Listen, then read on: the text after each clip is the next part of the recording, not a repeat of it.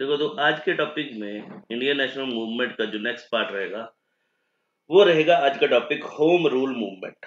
1916 की बात करेंगे। 1916 की बात करें तो इससे पहले हमें थोड़ा सा यहाँ पे एंट्री करवानी पड़ेगी फिर से, किसकी? तिलक की, बाल गंगाधर तिलक की। जब हमने बात करा था कि कांग्रेस स्प्लिट हुई थी, आईएनसी में स्प्लिट हुआ था 1907 में, आईएनसी के सेशन में, सूरत के सेशन में, ठीक है, जो सूरत में हुआ था सेशन। तो यहाँ पे कांग्रेस दो पार्ट्स में डिवाइड हो गई थी, एक्सट्रीमिस्ट एंड मॉडरेट्स।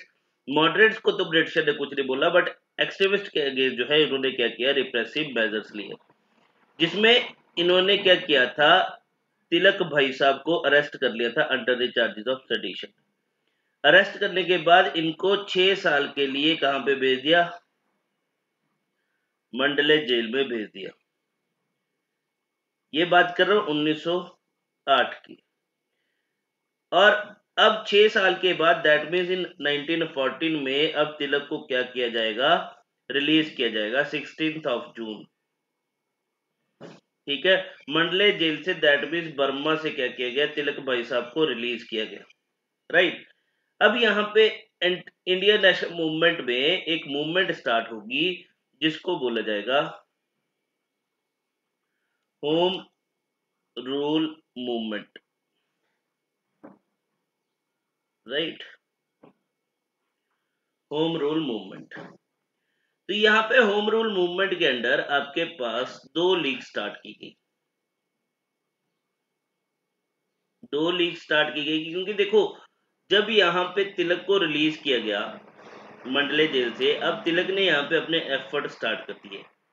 एफर्ट किसके लिए? एक एफर्ट तो ये कर रहे थे कि कैसे रिफॉर्म लाया जाए सोसाइटी में, एंड सेकंड इनका मेन पर्पस क्या था कि कैसे हमें फिर से क्या करना है, यूनाइट करना है आईएनसी को। दैट मीन जो आपके पास एक्सट्रीमिस्ट एंड मॉडरेट्स ग्रुप था उसको फिर से हमें क्या करना है, यूनाइट करना है। तो इंडिया में होम रूल की दो लीग्स ओपन की गई। एक का नाम था home rule league and second one is your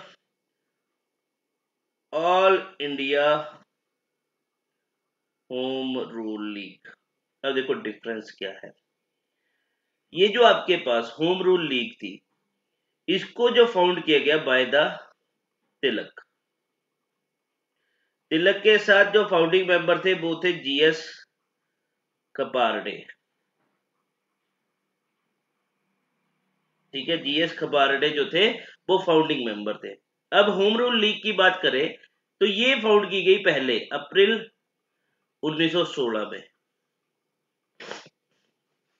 वहीं पे all India home rule league जो है ये फाउंड की गई इन सितंबर 1916 में।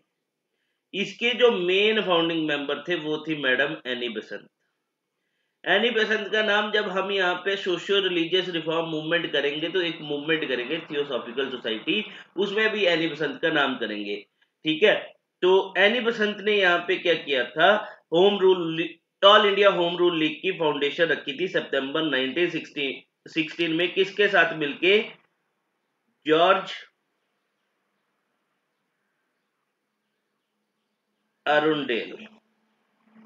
ये भाई साहब ऑर्गेनाइजिंग सेक्रेटरी भी बने थे, मतलब ये आपके पास ऑर्गेनाइजिंग सेक्रेटरी थे। राइट। अब देखो, जो अप्रैल 1916 में फाउंड करी लीग किसने? तिलक भाई साहब ने। इसका जो हेडक्वार्टर था वो था बेलगांव। राइट। और जो एनी बसंत की लीग का हेडक्वार्टर था वो था आपके पास अदयार में, मद्रास।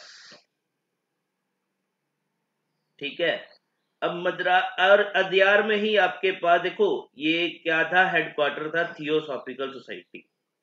थियोसॉफिकल सोसाइटी की बात करेंगे सोशियो रिलीजियस रिफॉर्म मूवमेंट में, जिसकी प्रेसिडेंट ये भी रहती है, एनी बेसेंट भी रहती है। करेंगे जब बात करेंगे इसकी, ठीक है, तो उसमें इसकी बात करेंगे। अब बात करते देखो इन दोनों की लीग में, अब डिफरेंस देखेंगे कि क्या था। ठीक है, यहीं से क्वेश्चन आएंगे। अब देखो एक डिफरेंस तो ना आपको नाम से शो हो रहा है।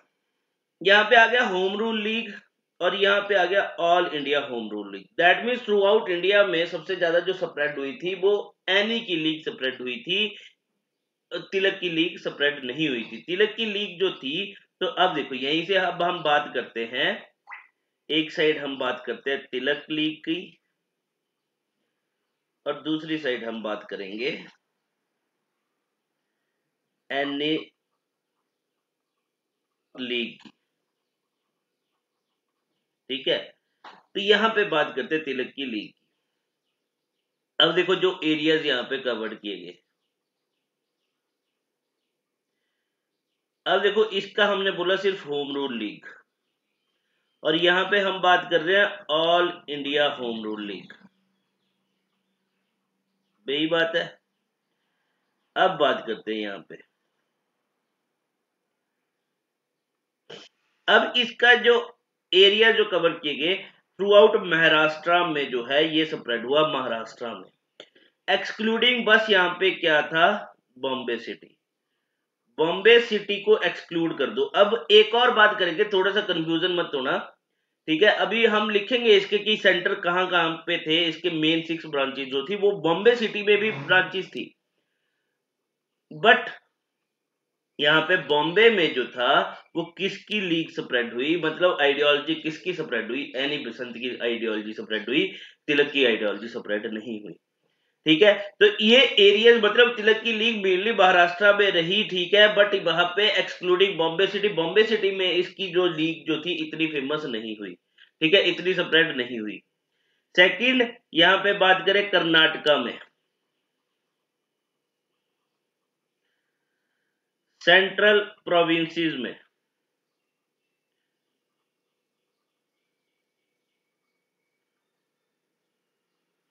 एंड बराड,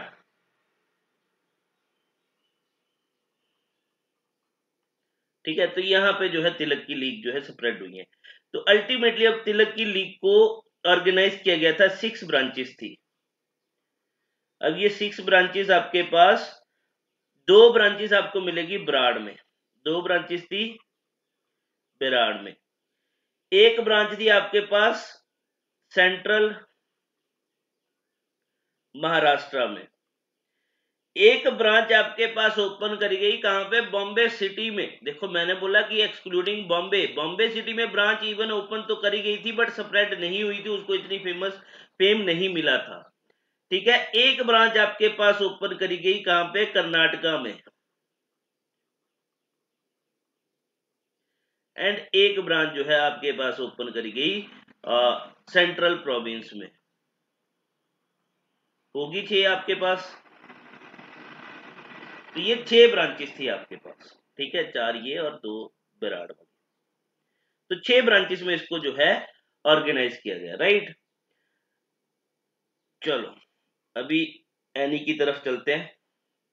देखो जब एनी की हमने बात करी कि आपके पास अरुण डेल जो थे वो क्या थे, ऑर्गेनाइजिंग सेक्रेटरी थे। जो एनी की जो all India home rule league थी,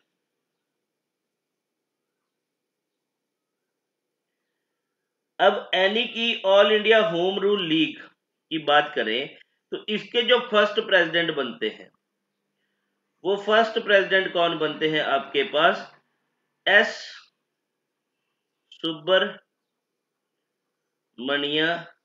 अय्यर, राइट, एस सुब्रमण्या अय्यर। ठीक है, अगर मैं बात करूं तो इनको जो है grand old man of south India के नाम से भी जाना जाता है।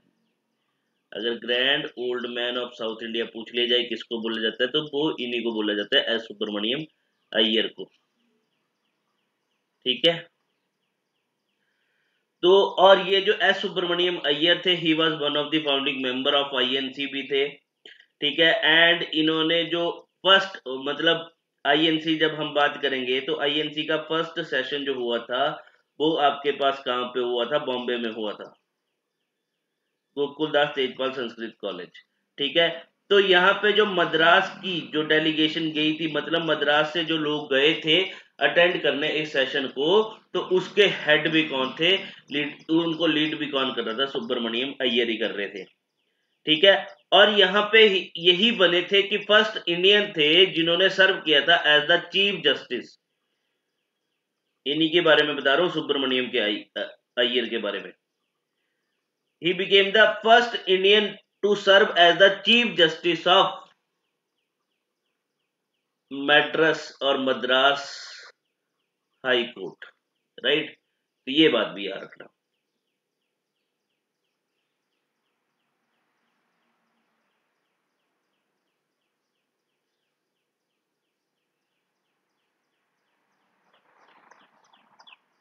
ये खुद ही हो गए क्या?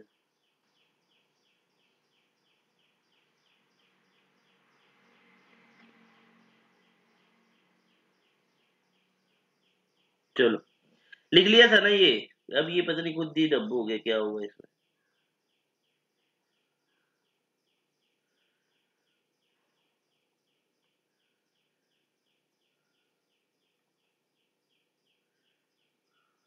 अच्छा ठीक है, ये रहा chief justice of Madras high court. ठीक है, डन इतना। चलो अब बात करते हैं इसका। हमने देख लिया एनी की जो all India home rule league थी, जिसका हेडक्वार्टर था मद्रास में, ठीक है, अद्यार में। हाँ, अब देखो, अब यहाँ पे ना इंपॉर्टेंट हो जाता है रोल जो है न्यूज़पेपर का दोनों की लीग में।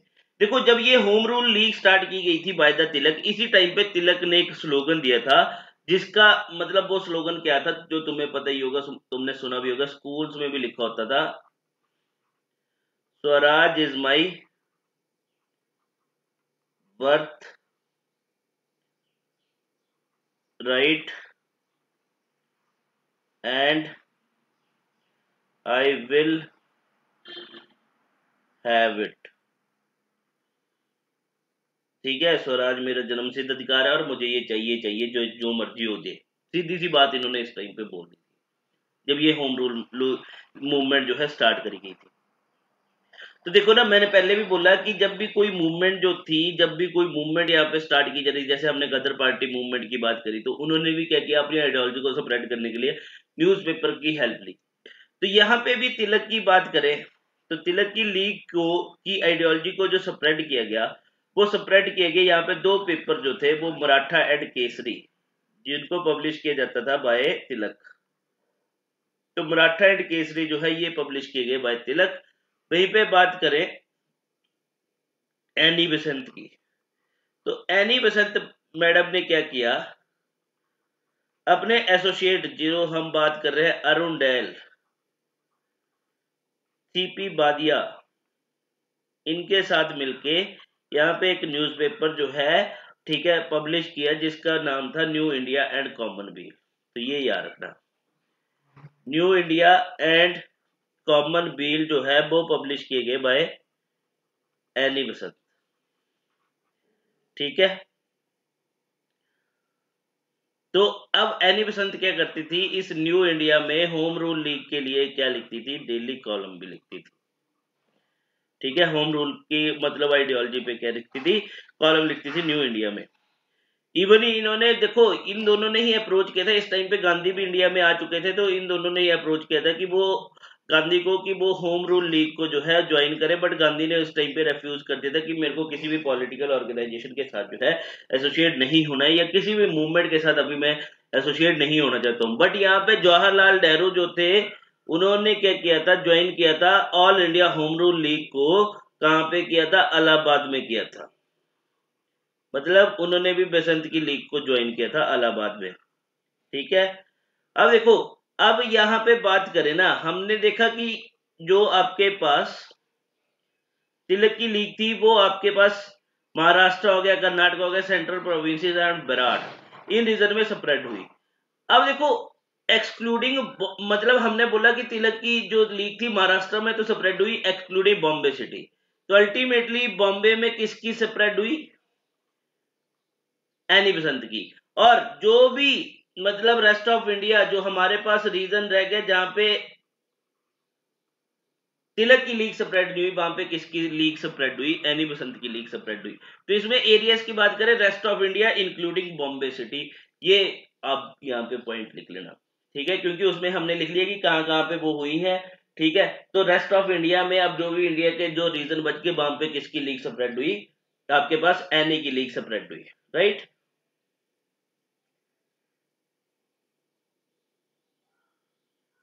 इतनी बात क्लियर? Yes sir. देखो अभी ये बात खत्म नहीं होगी, अभी थोड़ा सा आएंगे, पर थोड़ा सा ना इस एनी बसंत के बारे में देख लेते हैं। अब बात करते हैं एनी बसंत मैडम की।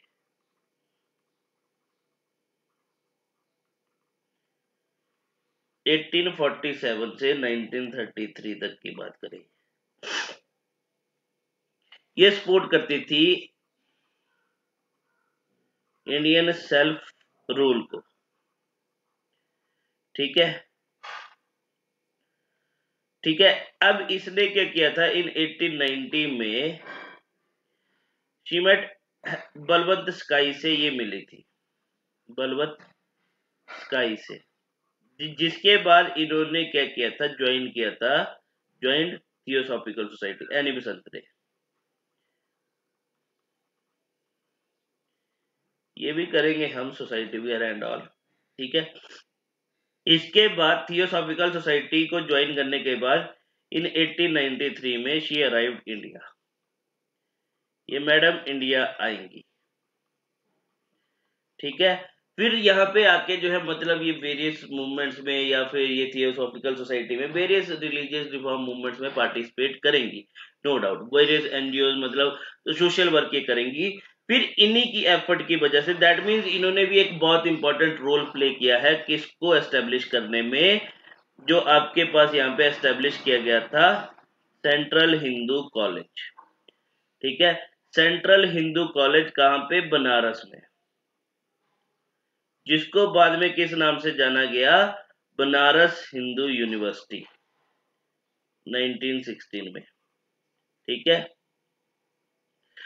मतलब सेंट्रल हिंदू कॉलेज पहले बना था, बाद में इसको कन्वर्ट कर दिया गया, अपग्रेड कर दिया गया to Banaras Hindu university by the efforts of Madan Mohan Malviya, Madan Mohan Malviya की हेल्प से, ठीक है। इसको अपग्रेड कर दिया गया to Banaras Hindu university.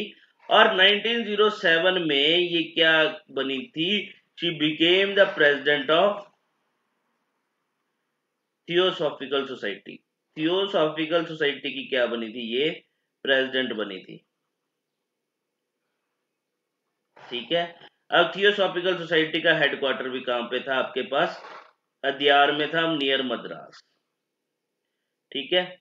And अभी बात करेंगे 1917 में। अब 1917 में ये क्या बनेंगी, फर्स्ट लेडी प्रेसिडेंट बनेंगी आईएनसी की, राइट। चलो अब देखो यहाँ पे क्या हुआ था, अब थोड़ा सा बात करते हैं इस रीजन के पीछे कि यहाँ पे बॉम्बे में क्यों तिलक की लीग स्प्रेड नहीं हुई। इवन यहाँ पे क्या था, बॉम्बे में तिलक की ब्रांच भी, मतलब तिलक की लीग की ब्रांच भी ओपन करी गई थी। अब देखो बॉम्बे में क्या था, एक न्यूज़पेपर पब्लिश किया गया, एक न्यूज़पेपर पब्लिश किया गया, यंग इंडिया। अब ये यंग इंडिया न्यूज़पेपर जो पब्लिश किया गया, किसने पब्लिश किया, यहाँ पे इसको पब्लिश करने के लिए मतलब दो मेंबर्स थे, दो नहीं तीन मेंबर थे।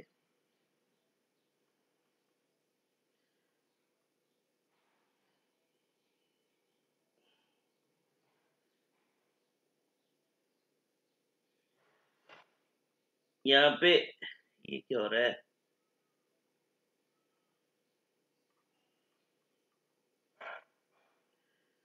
जमुना दास, द्वारका दास एंड द्वारका दास हो गया, शंकरलाल बैंकर हो गया, शंकरलाल बैंकर एंड एक और थे इंदुलाल याग्निक, इंदुलाल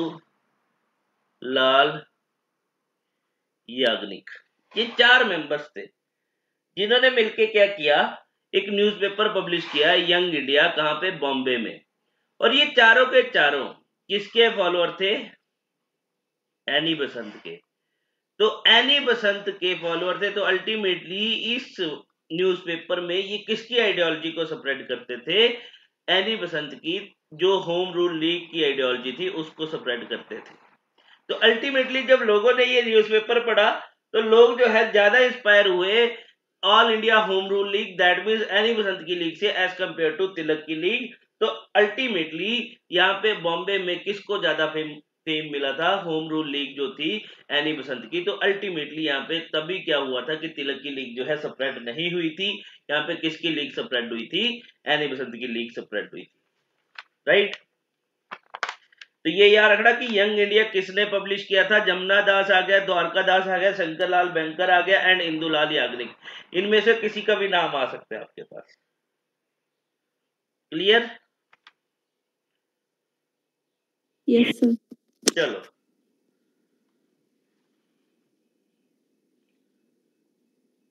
अब बात करते हैं, आगे चलते हैं।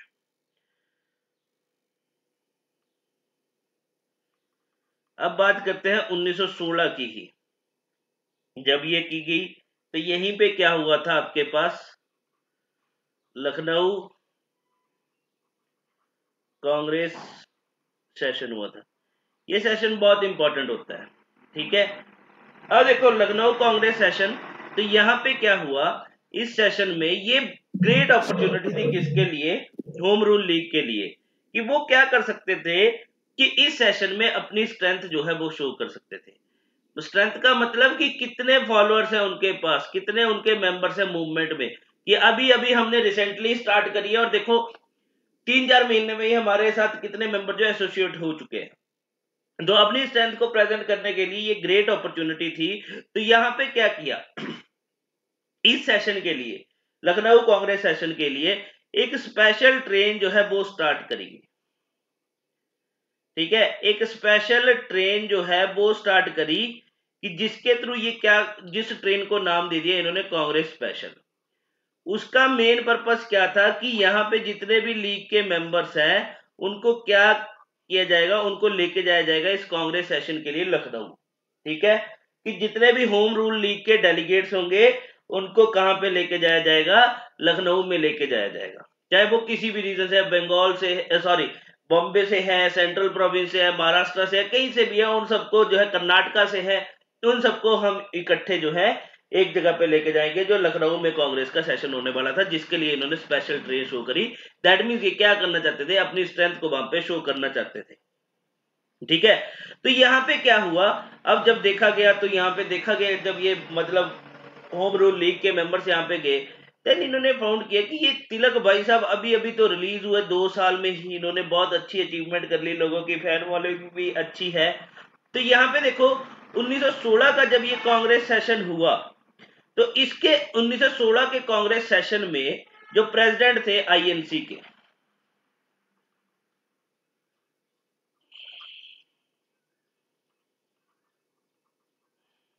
लखनऊ सेशन, यहाँ पे जो प्रेसिडेंट बने थे अंबिका चरण मजूमदार, ठीक है। अब देखो यहां पे क्या बोला गया, देखो इस सेशन की हम बात करते हैं अचीवमेंट की। अचीवमेंट्स की बात करें तो पहली अचीवमेंट थी कि इसको अटेंड किया गया था, attended by the delegates of home rule league. एक बात तो ये है। सेकंड यहां पे बात करें तो सेकंड अचीवमेंट थी रीयूनियन। किसका रीयूनियन हुआ? Of moderates and extremist group जो था, ठीक है। दैट मीन्स जो कांग्रेस स्प्लिट हुआ था इन 1907 में, अब वो जाके क्या हो जाएंगे? यूनाइट हो जाएंगे इन 1916 के सेशन में, ठीक है। तो ये बात याद रखना,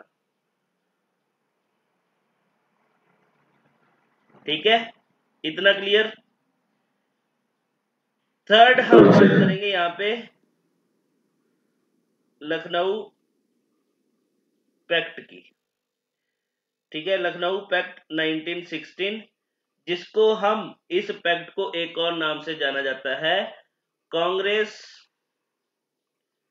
लीग पैक्ट, मतलब ये किसके बीच में पैक्ट साइन हुआ था? INC and Muslim league.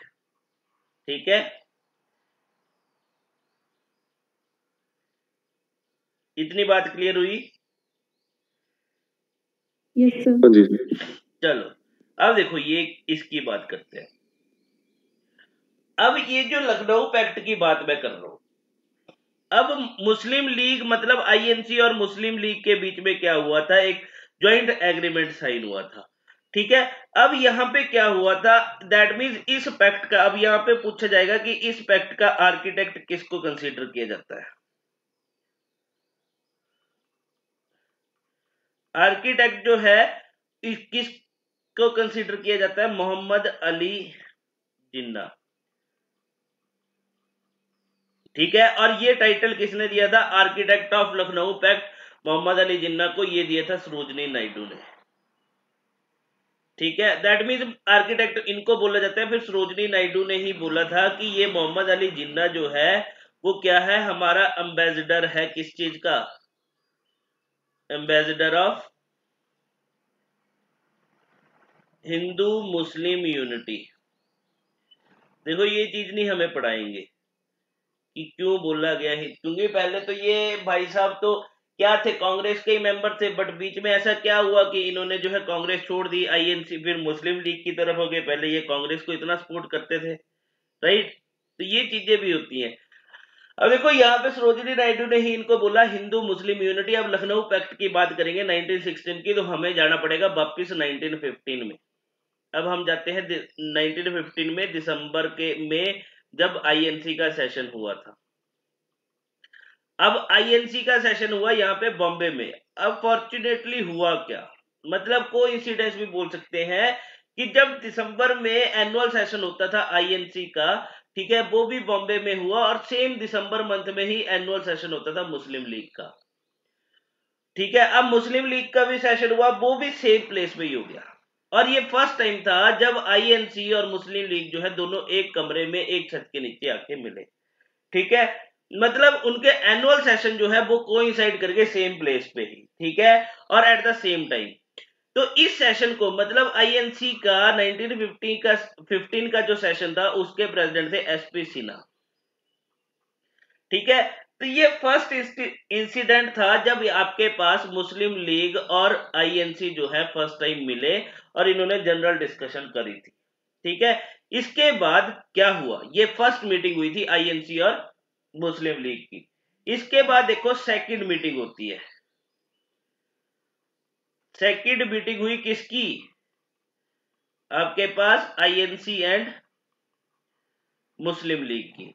अब ये सेकंड मीटिंग जो होती है ये कहां पे होगी? आपके पास ये होगी आपके पास कैलकाटा में। ये कब हुई? इन नवंबर 1916 में। स्टोरी सुनते जाओ तभी याद होता है ये। अब 1916 में, पहले देखो 1915 में मिले एनुअल सेशन में, उसके बाद सेकंड मीटिंग हुई इनकी कहां पे? कैलकाटा में, नवंबर 1916 में। मतलब ये एनुअल सेशन नहीं था इनका। ठीक है, और इस सेशन में मतलब ये जो सेकंड मीटिंग थी, अब इन दोनों के बीच में क्या हो गया? एक पैक्ट साइन हो गया। इनके बीच में? आईएनसी एंड मुस्लिम लीग के बीच में। ठीक है, और यहाँ पे मतलब कांग्रेस एंड जो मुस्लिम लीग थी, इन दोनों ने सेम ही बात करी। और इस पैक्ट में जो इन्होंने मतलब अपनी डिमांड्स रखी, ठीक है, उसके बारे में बात करेंगे। मेनली इन्होंने यहाँ पे क्या डिसाइड किया कि वो क्या करेंगे? एक लेजिस्लेचर जो है उसको कंपोजिशन करेंगे, एक लेजिस्लेचर जो है वो फॉर्म करेंगे। ठीक है, और यहीं पे साथ में बात करी गई थी क्वांटम रिप्रेजेंटेशन। ठीक है, वो क्वांटम रिप्रेजेंटेशन दी जाएगी किसको? टू द कम्युनिटीज को। ये बात बोली, इसके बारे में बात करेंगे। ज्वाइंट डिमांड्स क्या थी आपके पास कांग्रेस की एंड लीग की। अब देखो ये देखो पैक्ट साइन हुआ कहां पे? कैलकाटा में, सेकंड मीटिंग में, नवंबर 1916 में, बट हम तो इसको बोल रहे हैं लखनऊ पैक्ट। अब देखो ये जो पैक्ट साइन किया गया था, इस पैक्ट को कुछ ही लीडर्स ने साइन किया था। फिर जब एनुअल सेशन हुआ आईएनसी का, एनुअल सेशन हुआ दिसंबर में 1916 में, राइट? तो इस एनुअल सेशन में क्या किया गया था, जो पैक्ट साइन किया गया था by the INC with Muslim league के द्वारा इन कलकत्ता में, उसको क्या किया गया था, इस लखनऊ सेशन में क्या किया गया था, रेटिफाइड किया गया था। तो इसको क्या नाम दे देते हैं हम, लखनऊ पैक्ट। ये बात क्लियर हुई कि क्या हुआ था लखनऊ पैक्ट वाला। Yes sir. अब देखो यहाँ पे ना मैं तुम्हें मेन डिमांड्स बताता हूँ, फिर इसके ना मैं तुम्हें नोट्स भेज दूंगा। अब देखो ये जो पैक्ट साइन हुआ, यहाँ पे ना इन्होंने ज्वाइंट डिमांड्स करी। मतलब इस पैक्ट में, ये जो आपके पास लखनऊ पैक्ट था,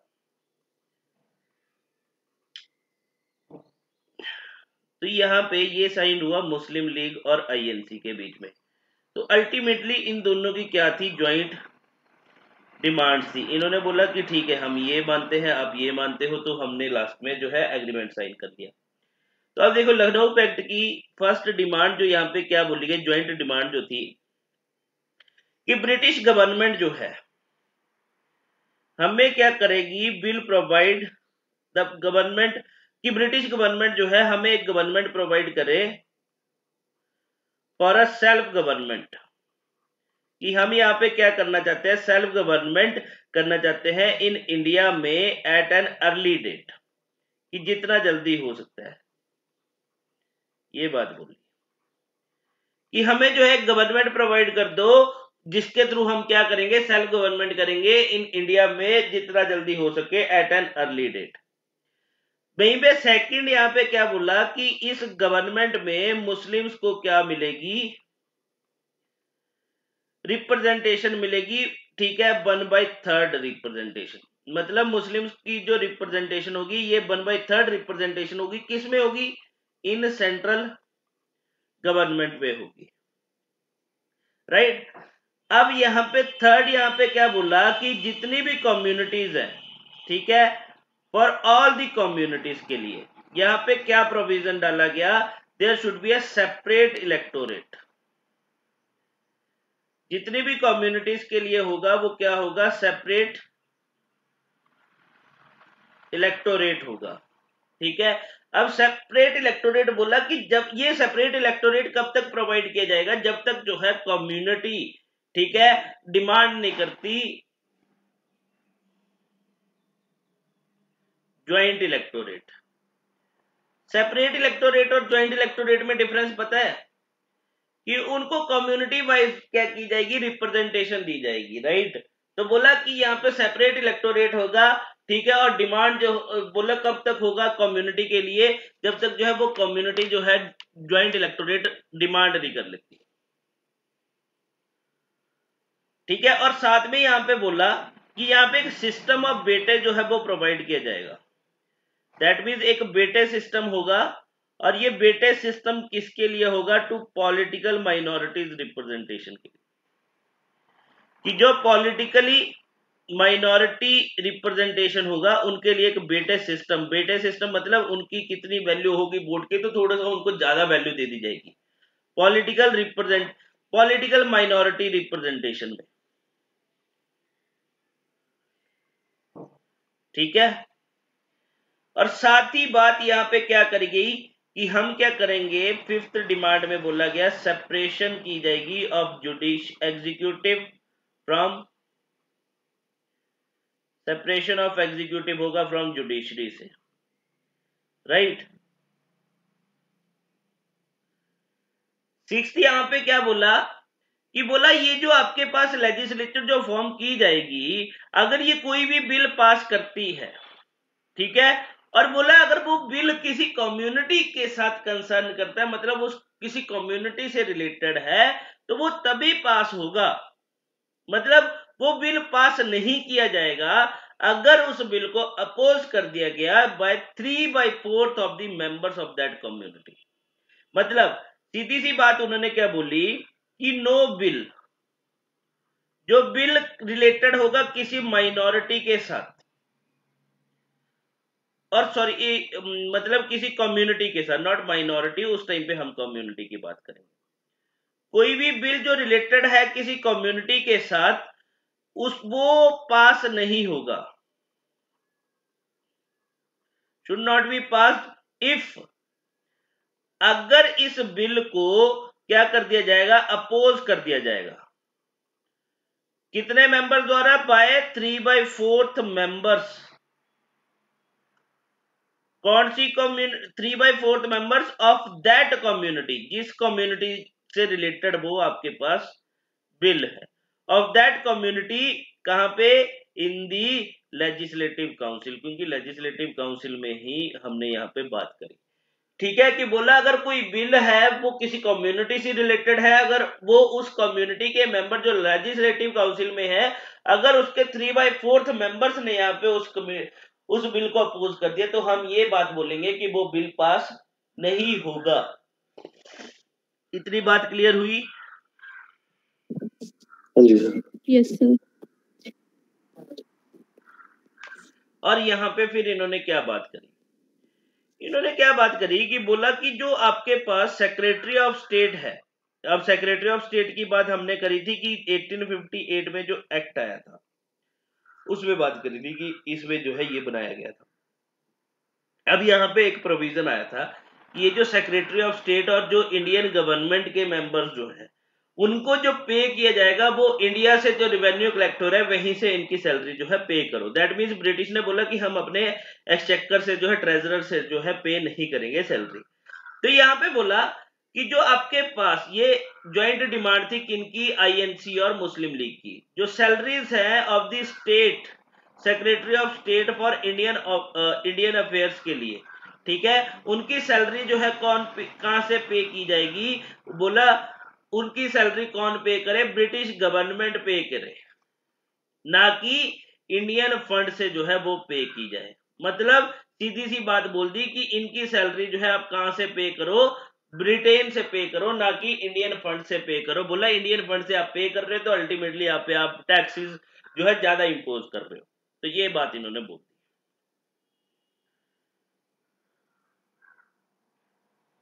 और इन्होंने बोला कि जो आपके पास सेक्रेटरीज है, टोटल 2 सेक्रेटरीज थे, बोला 2 सेक्रेटरी में से एक जो होना चाहिए वो कौन होना चाहिए, इंडियन होना चाहिए। जो भी गवर्नमेंट के सेक्रेटरी थे, आउट ऑफ 2 सेक्रेटरीज बोला आपका जो है एक सेक्रेटरी कौन होना चाहिए, इंडियन होना चाहिए। ठीक है, साथ ही में इन्होंने क्या बात करी कि जो आपके पास इंपीरियल लेजिस्लेटिव काउंसिल है उसके जो 50% मेंबर जो हैं, 50% मेंबर्स मतलब जो हाफ ऑफ द मेंबर जो होंगे वो कौन होने चाहिए, शुड बी इंडियंस, वो इंडियंस होने चाहिए। ये बात बोलती है, शुड बी इंडियंस। इतनी बात क्लियर? Yes sir. वहीं पे अब यहाँ पे बात करेगी मेंबर्स जो है सेंट्रल लेजिस्लेटिव काउंसिल में उनके नंबर्स को इंक्रीज करने की। तो बोला नंबर ऑफ द मेंबर जो है ऑफ सेंट्रल लेजिस्लेटिव काउंसिल, वो बोला उसको इंक्रीज करके कितना कर दो, इंक्रीज टू 150, राइट। और वहीं पे बोला कि जो प्रोविंशियल काउंसिल्स है वहां पे जो है क्या कर दो, मेंबर्स को इंक्रीज कर दो, बट बोला कि जो प्रोविंशियल लेवल्स पे जो 4/5 मेंबर होने चाहिए। आप 4/5 मान लो किसी प्रोविंसेस में टोटल मेंबर जो है आपके पास है 30, ठीक है, तो उसका 4/5 कितना आ गया आपके पास, तो आगे 24। बोला ये जो 24 मेंबर मतलब 4/5 मेंबर जो होंगे उसके वो इलेक्टेड होंगे, एंड वहीं पे 1/5 मेंबर जो होने चाहिए वो क्या होंगे, यहाँ पे नॉमिनेटेड होंगे। तो अल्टीमेटली कहीं ना कहीं इन्होंने बोला कि यहाँ से क्या होगा, फिर इस इलेक्शन में हम ही वोट करेंगे तो हमारे जो नेटिव इंडियंस है उनकी स्ट्रेंथ जो है ज्यादा हो जाएगी। तो ये इन्होंने डिमांड रखी, बोला कि हमारी ही डोमिनेंस होगी फिर प्रोविंशियल काउंसिल्स में भी। और वहीं पे इन्होंने क्या बोला कि ये जो प्रोविंशियल काउंसिल्स है आपके पास इनकी स्ट्रेंथ जो है वो इंक्रीज कर दो। देखो हमारे पास ना 2 टाइप ऑफ प्रोविंसेस थी, एक थी आपके पास मेजर प्रोविंस, एक थी आपके पास माइनर प्रोविंस। मेजर प्रोविंस में बोला कि जो आपके पास क्या होनी चाहिए, प्रोविंशियल काउंसिल की मेंबर जो है बोला नॉट लेस देन 125, 125 से कम नहीं होनी चाहिए। और माइनर प्रोविंसेस में बोला कि जो आपके पास लेजिस्लेटिव काउंसिल की स्ट्रेंथ जो रहेगी वो वेरी करेगी, दैट मीन्स 50 to 75, 50 से 75 के बीच में, ठीक है, मतलब इससे कम नहीं हो सकते, ठीक है, ना 50 से कम हो सकते हैं, ना 75 से ज्यादा हो सकते हैं, तो ये बात बोली। और वहीं पे बोला कि ये जो टर्म जो होगा आपके पास लेजिस्लेटिव काउंसिल का, जो टर्म जो है लेजिस्लेटिव काउंसिल का, वो कितनी होनी चाहिए, शुड बी 5 years, ठीक है, लेजिस्लेटिव काउंसिल की टर्म जो होनी चाहिए वो 5 साल होनी चाहिए,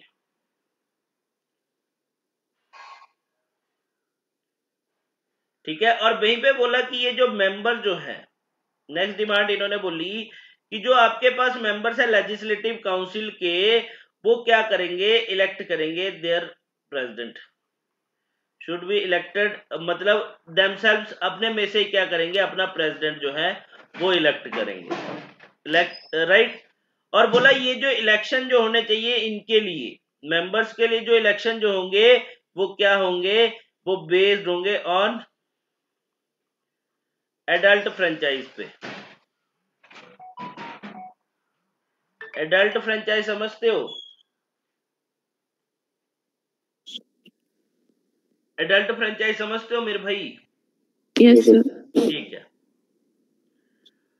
चलो अब देखो यहीं से एक अचीवमेंट तो ये होगी कि लखनऊ पैक्ट जो है वो रेटिफाई हुआ। सेकंड अचीवमेंट की बात करें, इसमें जो मतलब कैलकाटा में पैक्ट साइन किया गया था। अब इस सेशन की नेक्स्ट जो यहाँ पे अचीवमेंट थी, मतलब यहाँ पे देखो तिलक द्वारा एक डिमांड करी गई थी। डिमांड क्या करी गई थी कि यहाँ पे क्या की जाए, एक कमेटी जो है वो फॉर्म की जाए जिसको नाम दिया गया कांग्रेस वर्किंग कमेटी। ये डिमांड किसने करी, तिलक ने कांग्रेस वर्किंग कमेटी की डिमांड करी। कौन से सेशन में, लखनऊ के सेशन में। बोला कि ये जो है एज एन एग्जीक्यूटिव ऑर्गन काम करेगी, किसका, एग्जीक्यूटिव विंग काम करेगी इंडियन नेशनल कांग्रेस का, राइट। तो ये डिमांड किसने करी, तिलक ने डिमांड करी। बट क्या हुआ, आईएनसी ने क्या कर दिया, इस डिमांड को रेफ्यूज कर दिया। बट हम जब 1920 में जाएंगे तो गांधी जो है कांग्रेस वर्किंग कमेटी की फाउंडेशन रखेगा, ठीक है।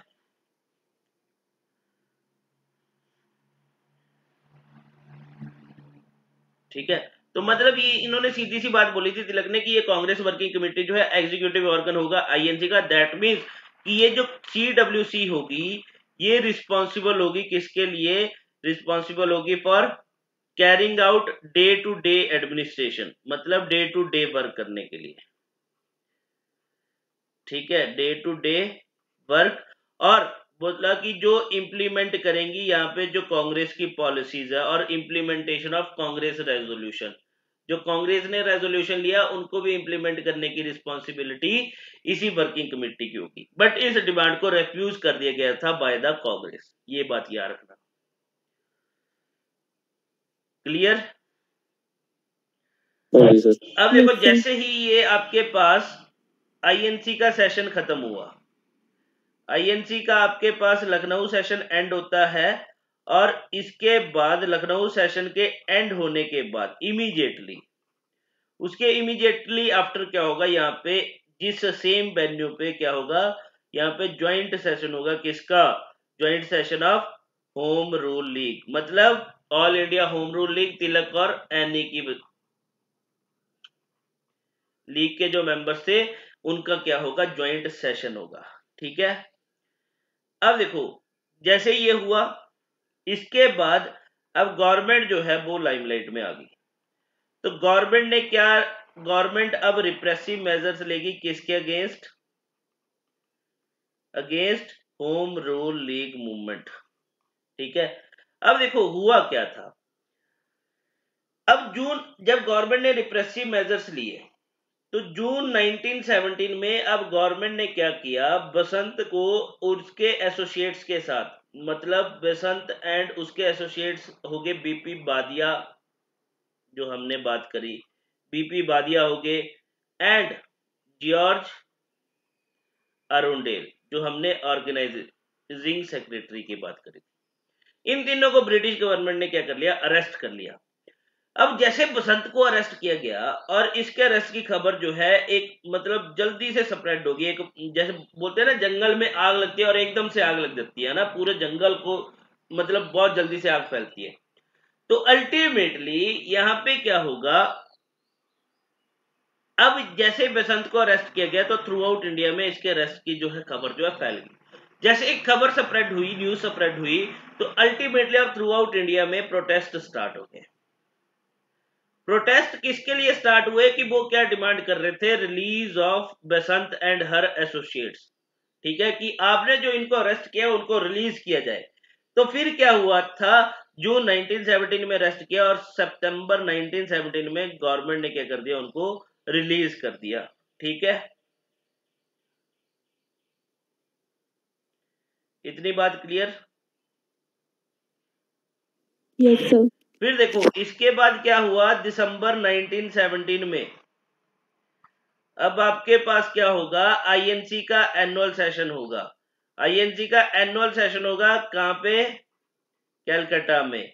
और इस सेशन में ऑन द डिमांड ऑफ तिलक, मतलब तिलक के कहने पे क्या किया गया, फिर आपके पास एनी बसंत जो थी वो क्या बनी थी आपके पास, फर्स्ट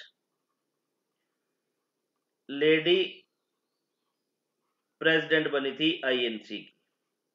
ये बात क्लियर?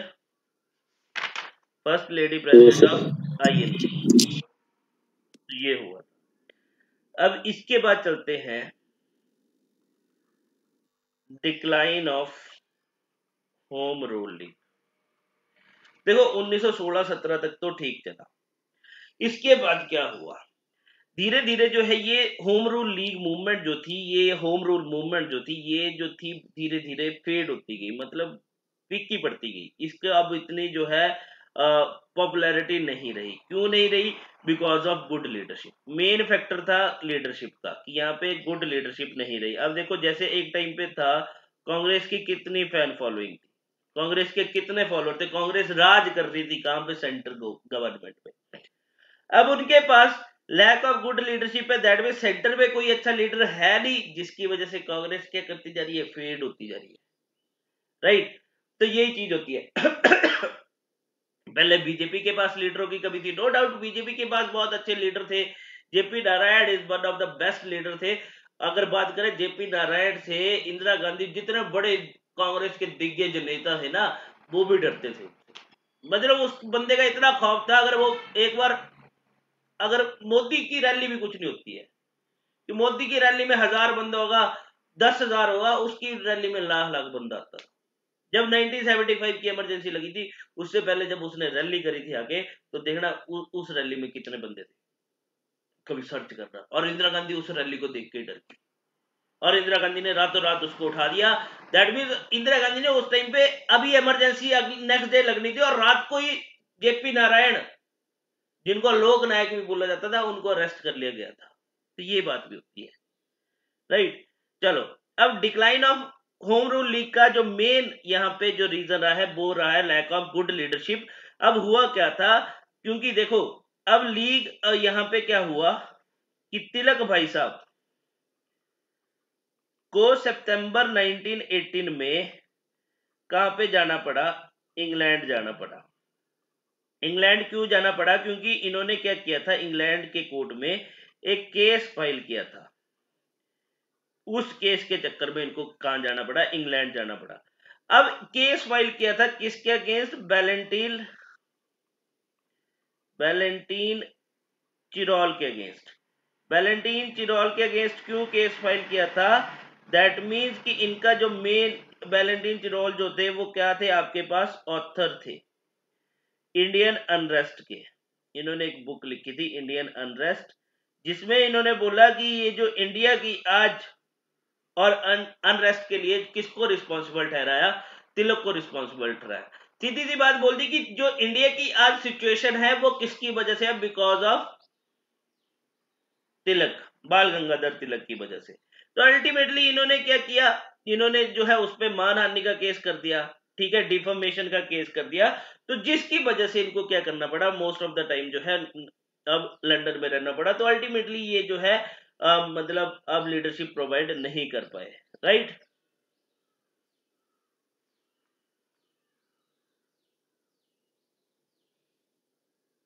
ठीक है, और देखो यहीं पे क्या हुआ कि लीग, अब देखो एनी बेसेंट जो थी आईएनसी की मेंबर भी बन चुकी थी, ये थोड़ी सी एक्सट्रीमिस्ट टाइप थी।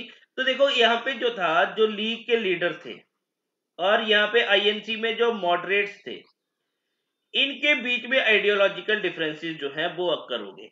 क्योंकि लीग के मेंबर्स क्या बोल रहे थे, मतलब ये दोनों ही बात कर रहे थे कि हम क्या करेंगे, यहाँ पे सिविल डिसोबीडियंस मूवमेंट जो है वो स्टार्ट करेंगे। ठीक है, और साथ में यहाँ पे मतलब ये जो बोल रहे थे कि मतलब हम सिविल डिसोबीडियंस मूवमेंट स्टार्ट करेंगे। इवन ये जो बोल रहे थे मॉडरेट्स बोल रहे थे कि हमें क्या चाहिए, फ्रेश, हम क्या डिमांड कर रहे हैं यहाँ पे, फ्रेश रिफॉर्म्स की डिमांड कर रहे हैं इन दी एडमिनिस्ट्रेशन, ब्रिटिश एडमिनिस्ट्रेशन में। हमें, हमारा मेन पर्पस क्या है कि ब्रिटिश अपनी एडमिनिस्ट्रेशन में रिफॉर्म्स लेके आ जाए। जिसके रिस्पॉन्स में यहाँ पे क्या हुआ था, फिर आपके पास मॉन्टैग चैम्सफोर्ड एक्ट आया था और रिफॉर्म एक्ट आया था कब, 1919 में। ठीक है, तो ये भी हुआ था आपके पास। तो यहाँ पे क्या हुआ था फिर, जिसकी वजह से क्या हुआ, यहाँ पे तिलक एंड एनी दोनों ही, तिलक एंड बेसंत दोनों ही क्या हो गए, दे वर फेल्ड टू क्या, प्रोवाइड अ लीडरशिप। ठीक है, लीडरशिप प्रोवाइड नहीं कर पाए, जिसकी वजह से जो है ये मूवमेंट जो है वो फेडेड हो, राइट। तो ये रीजन था जिसकी वजह से क्या हुआ, आपके पास जो ये मूवमेंट जो स्टार्ट हुई थी 1916 में, 1918 में जाते जाते जो है, मतलब इन द एंड ऑफ 1918 के एंड में ये क्या हो जाती है, मूवमेंट जो है डिक्लाइन हो जाती है, पूरी खत्म हो जाती है। क्लियर?